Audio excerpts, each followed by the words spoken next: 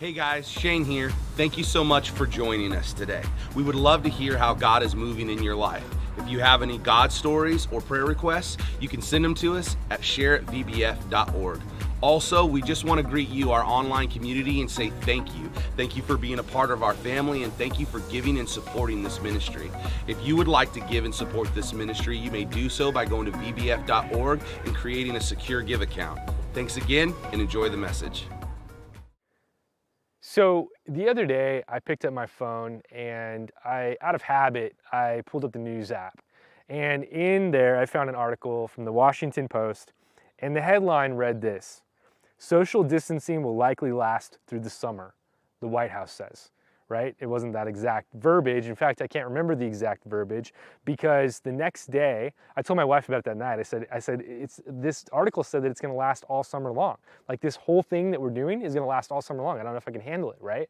And so the next morning I looked again and I couldn't remember what it said. And so I went to find it, and the headline had changed.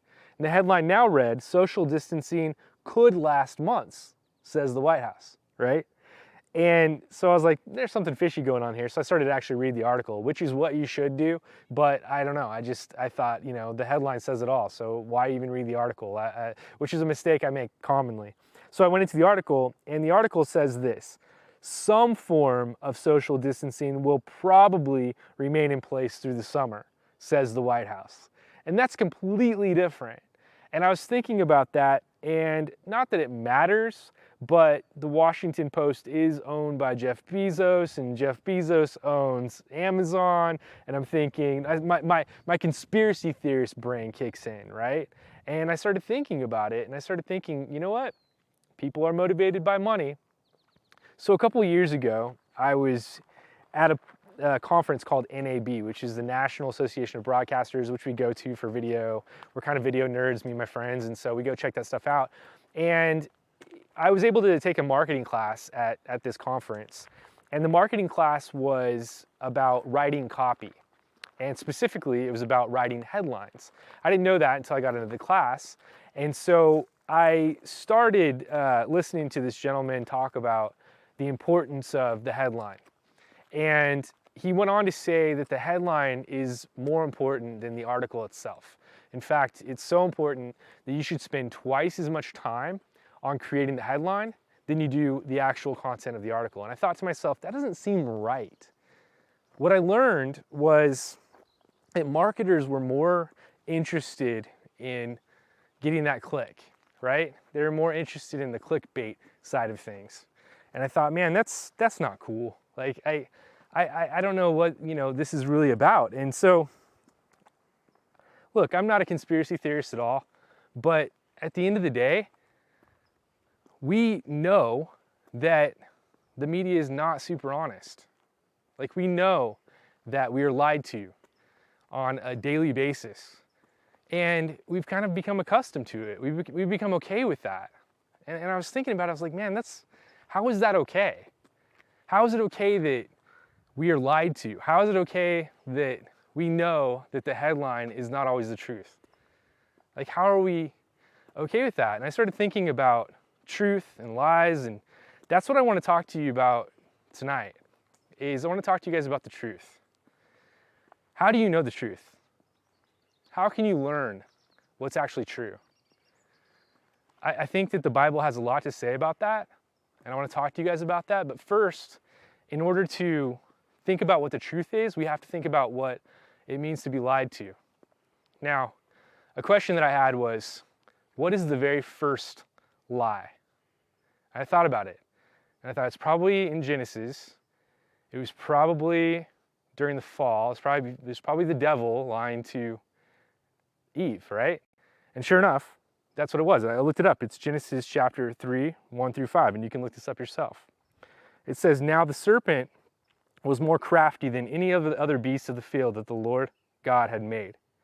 And he said to the woman, 'Did God actually say, you should not eat of any tree in the garden?' And the woman said to the serpent, 'We may eat of any tree of the fruit of the garden, but God said, you shall not eat of the fruit of the tree that is in the midst of the garden, neither shall you touch it, lest you die.' And here comes the lie. Here it is. The serpent said to the woman, 'You will not surely die, for God knows that when you eat of it, your eyes will be opened and you will be like God, knowing good and evil. And there you have it, the first lie. And so you guys know the story. What happened is Adam and Eve both ate the fruit. They disobeyed God. They listened to the lie. And when they listened to the lie, all of a sudden they did have knowledge. But what knowledge did they have? They had knowledge of their own nakedness. They had knowledge of their own inadequacy, right? Like they understood who they weren't because of the lie.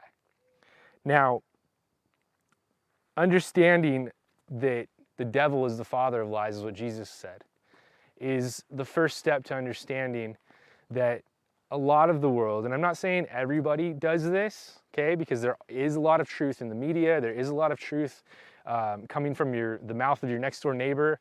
There is some truth on Facebook and social media, some, right? But to understand that the devil is the true conspirator who is actually forming these lies behind the scenes is to understand a lot about life. Like to understand that all he wants to do is confuse you. All he wants to do is make you feel bad about yourself. All the devil wants to do is make you feel inadequate. All the devil wants to do is make you feel less than. Whereas God wants you to understand that it's important for you to be with him. There's a big difference, right? Like God, he wants us to understand that in him, that we're good, that we're okay, and that there's truth. In the book of John, we have John wrote a lot about the truth. John was basically Jesus' best friend. Like a lot of people think that Peter was Jesus' best friend, but really John was Jesus' best friend. John writes about himself in the book of John that he was the disciple whom Jesus loved. He's the one who is seen next to Jesus in paintings. He's the one who Jesus has his arm around. You know, he's the one that was the closest to Jesus physically. And so John understood a lot about Jesus. And it's funny, growing up with my friends, one of the things that we always valued was honesty and being real and telling each other the truth. And I think that John had that relationship with Jesus. And so when he writes about Jesus and writes about the truth, like we understand who Jesus is through the lens of somebody who's his best friend. And John wrote this in John chapter 8, 31, 32. He said, "So Jesus said to the Jews who had believed him, 'If you abide in my word, you are truly my disciples, and you will know the truth.'" And get this, he says, "and the truth will set you free." If you abide in the word of God, if you abide in the words of Jesus Christ, then you'll know the truth, and that truth will completely set you free. Versus what lies do, they bind you. Lies, they keep you captive. They keep you stuck. I like to mountain bike, and sometimes when you're riding a mountain bike down a steep hill, there will be ruts in the trail that have been there because of the weather. You know, water has come down during a rainstorm, and these ruts can be deep. They can be inches deep. They can be 6 inches deep. And when you're riding a mountain bike, sometimes you just accidentally get stuck in those ruts. And when you get stuck in that rut, you end up going where that rut wants you to go. And I think that sometimes in life, we get stuck in ruts. I think that it's just easy. I don't know, like it's, when we just wake up and go to work and do our thing, we don't mean to, but we start listening to each other talk, right? We start getting on our news feed. We start sharing the stories that we were hearing on Facebook. We start sharing all these negative things, and all of a sudden what happens is your mind starts thinking a certain way, and you just get stuck in a rut to where you all of a sudden are confused and frustrated, right? And it's no matter that, I mean, it makes perfect sense that you'd be stuck in a rut because you're thinking that way, right? But Jesus said that if you know the truth, it'll set you free. In John chapter 14, John writes that Jesus said to him, "I am the way, the truth, and the life, and no one comes to the Father except through me. So Jesus actually said that he was the truth. That if you were with him, right, that the truth was in you if you're with him, that you understood things. And that's probably hard to understand, but we're going to keep talking about that. In John chapter 18, there was a conversation, and this is the scripture that made me think of this whole message. But there's a conversation between Pilate and Jesus. And what's happening is the Jewish leaders of the time, they were threatened by Jesus, right? And so they had brought Jesus before the Roman rulers because they were the ones that were in charge. And they were asking these Roman rulers to crucify Jesus because they knew that was their law, that that was like part of their protocol, that they could just crucify somebody, right? But in the end, like they needed somebody to do their bidding for them, and so they brought them to Pilate. And in John 18:33 through 38, it says this: "So Pilate entered his headquarters again and called Jesus and said to him, 'Are you the king of the Jews?' Jesus answered, 'Do you say this of your own accord, or did others say it to you about me?' And Pilate answered, 'Am I a Jew? Your own nation and the chief priests have delivered you over to me. What have you done?'" So Pilate's like trying to get to the point. Like, what have you done, Jesus?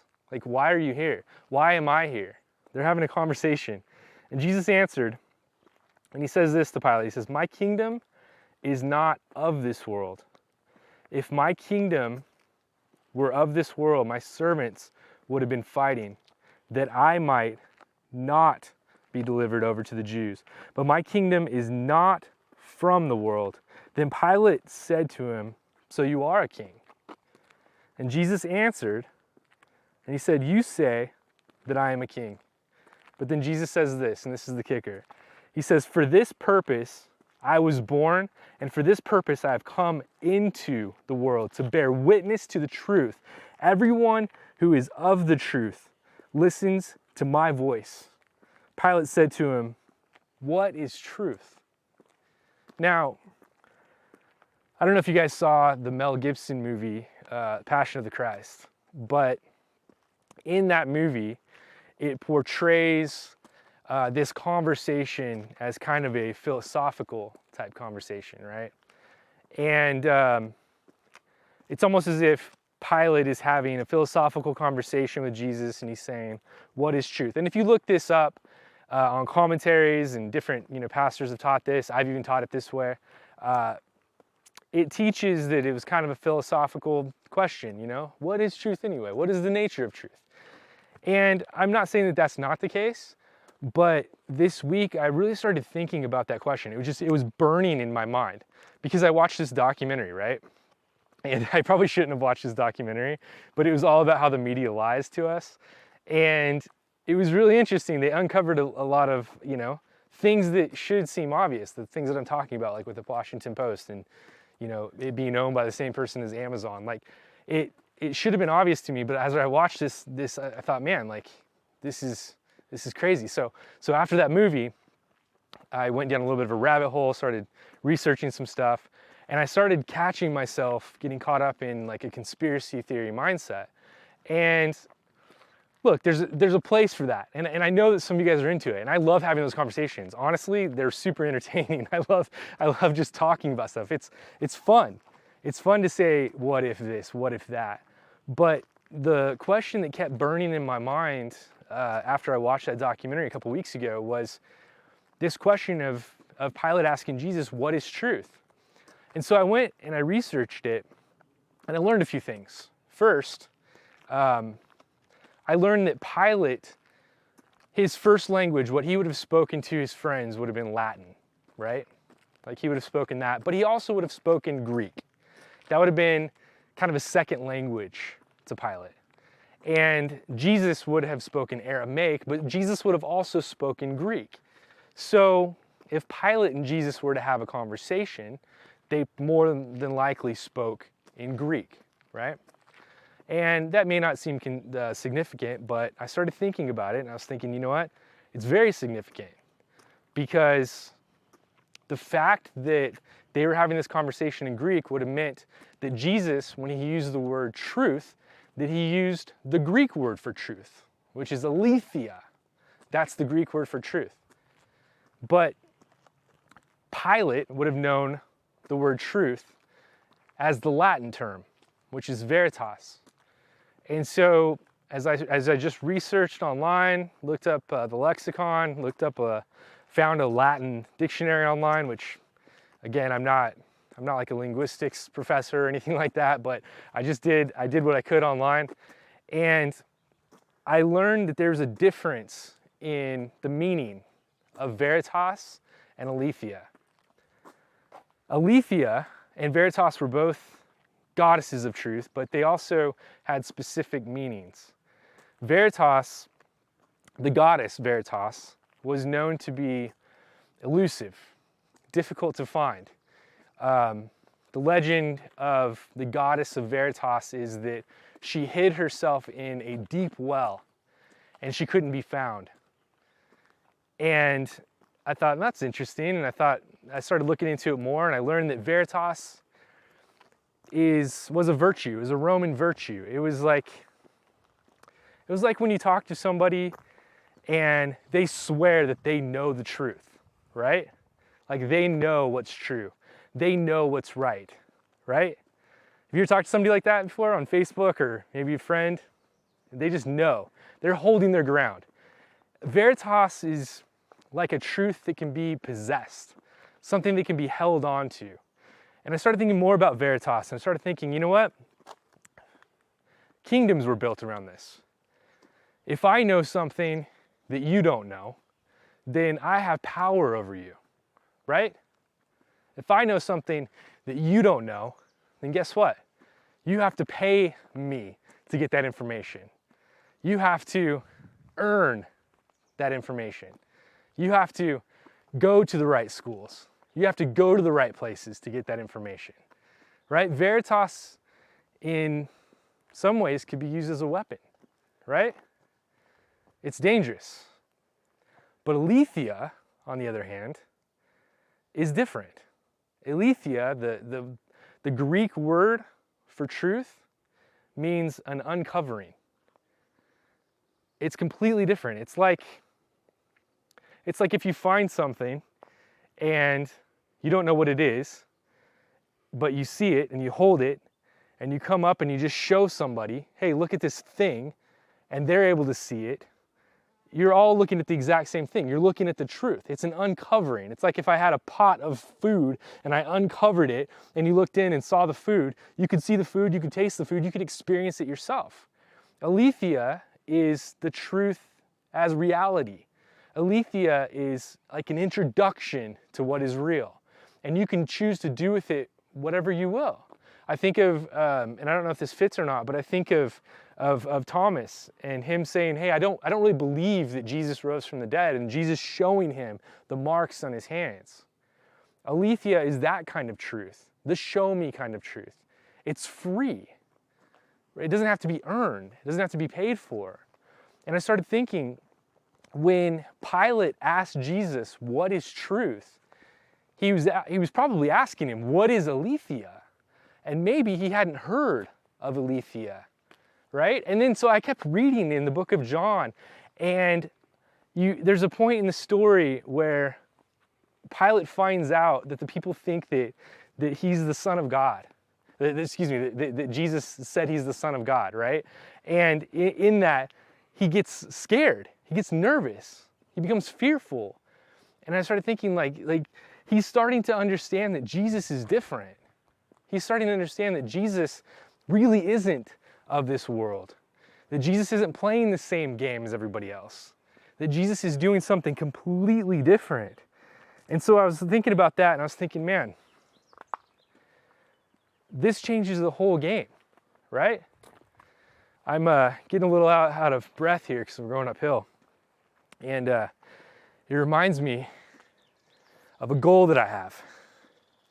I really want to climb a mountain. I I really want to, there's a certain trail that I really want to do, and up in the Mount Whitney area. And I've been wanting to do it for a long time, but I'm like, man, it's a lot of work. I'm gonna have to train, I'm gonna have to do a lot. And so what I do instead of training, instead of actually getting on the treadmill or hiking, doing more of this is what I should be doing. I Google pictures of it. I Google pictures of this hike. And it's so beautiful, and I get inspired, and I've actually taken these pictures and I put them on my desktop, and I see them all the time. And what's interesting about this mountain is when I Google the pictures, there's so many different pictures. I mean, it looks so different from different points of view. And that's the way it is with a mountain, right? Depending on where you're looking at it from, it looks completely different. If you're far away, it looks majestic and huge, and in a certain light it'll look purple, beautiful, maybe snow-capped. But then if you get closer, it becomes even bigger, to the point where if you get too close, it's like so big that you cannot see the entire thing. But then there's a difference between seeing it from far away and getting closer, right? When you get really close to the mountain, it's different. You start to experience it. You start to appreciate it. It's all about perspective. I did a teaching a long time ago where I said that perspective is everything, right? The angle at which you see it is everything. And so I was thinking about that from the point of view of the journalist. If I was a writer for a newspaper and I went to my editor and I pitched a story to my editor and I said, hey, I want to tell this story. If I did that, right? They would ask me a question. They would say, what's the angle?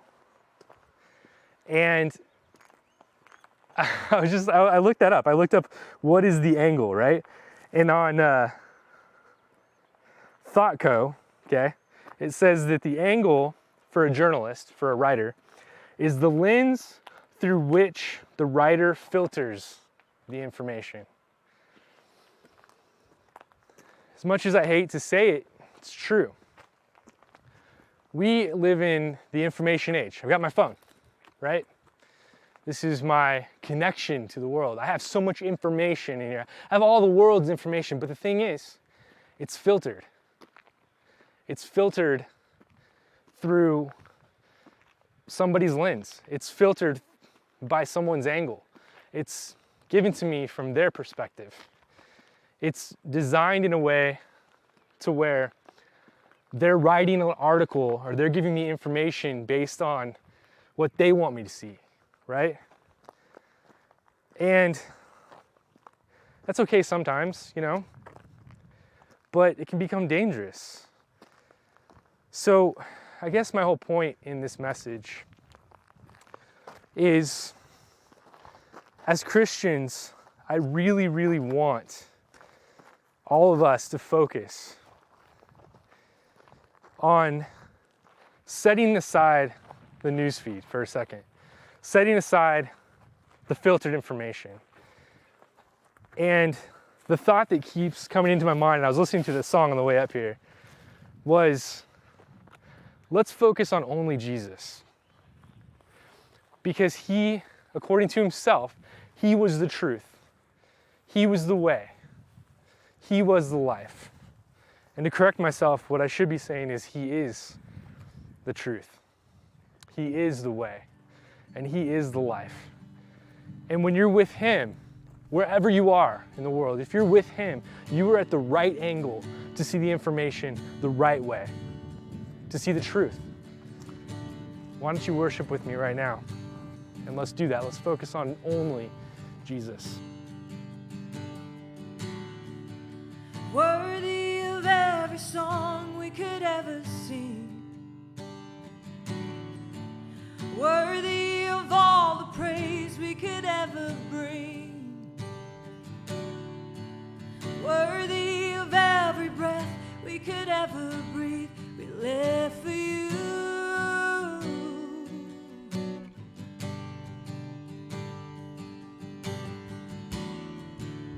Jesus, the name above every other name. Jesus, the only one who could ever save. Worthy of every breath we could ever breathe. We live for you. We live for you. And holy, there is no one like you. There is none beside you.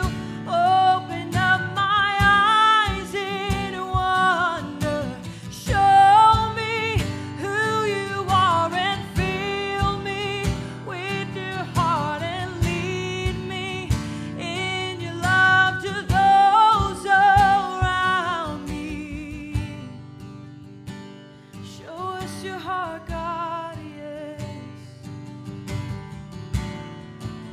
Worthy of every song we could ever sing. Worthy of all the praise I could ever bring. You're worthy of every breath I could ever breathe. Live for you. Jesus the name. Jesus the name above every other name. Jesus the only one who could ever save. You're worthy of all the breath I could ever breathe. We live for you. Oh, I live for you. Holy, there is no one like you. There is none beside you. Open up my eyes in wonder. Show me who you are and fill me with your heart and lead me in your love to those around me. God, show me your heart. Show me your way, Jesus. Come on, we sing. And I will build my life upon your love.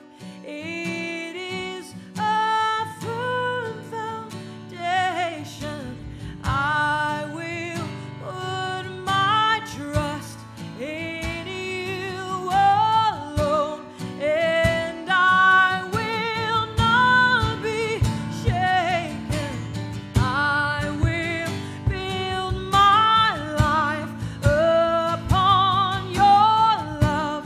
It is a firm foundation.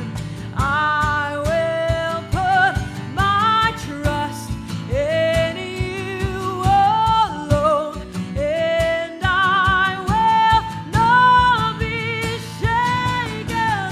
Holy, there is no one like you.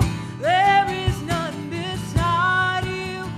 Open up my eyes and wonder. Show me who you are and fill me with your heart and lead me in your love to those around me.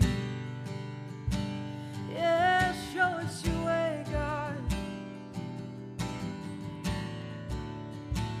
Show us how to trust in you, Jesus. Oh, I'll build my life on your love.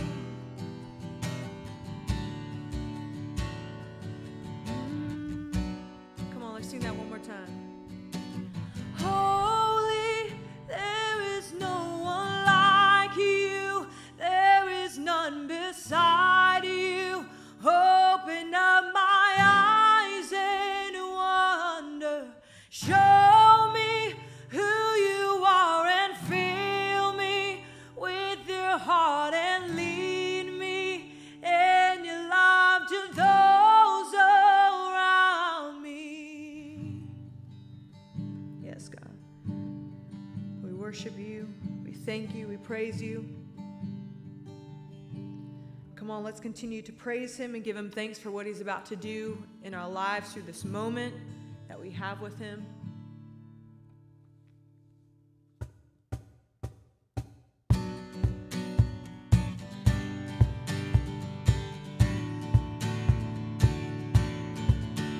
When I'm in the roughest water, I won't go under, I won't drown.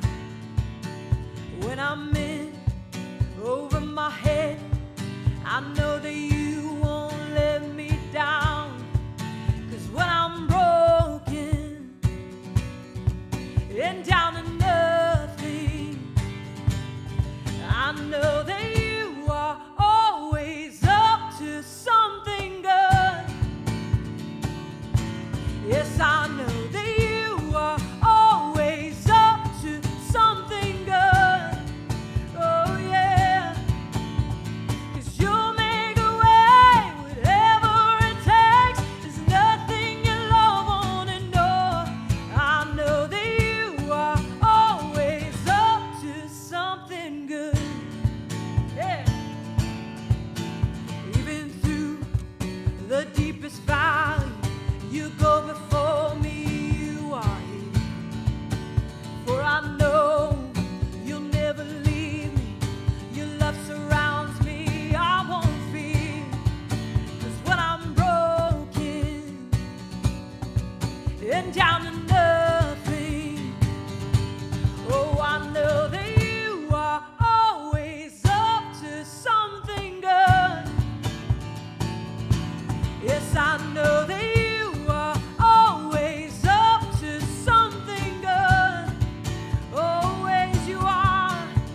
'Cause you'll make a way, whatever it takes. There's nothing your love won't endure.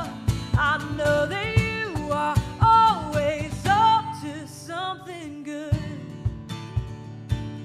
Come on, we sing. Through the darkest night, you are on my side. You were always faithful. Through my fear and doubt, you will lead me out. You were always able, yes.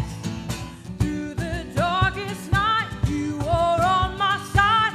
You were always faithful. And through my fear and doubt, you will lead me out. You were always able.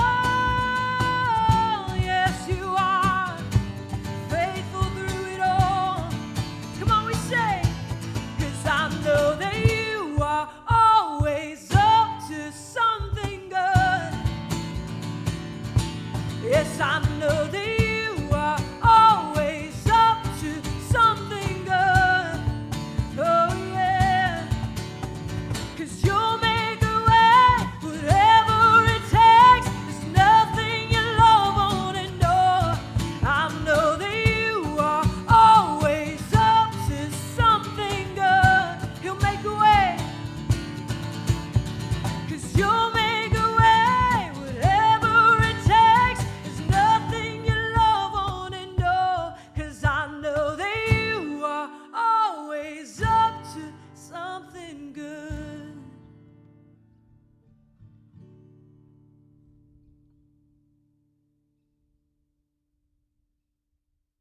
Hey guys, I'm Justin Greer, one of the youth pastors here at VBF, and I would like to thank you for joining us online today. We would like to get to know you and the rest of our online community a little better, so please consider sending your God stories to share@vbf.org.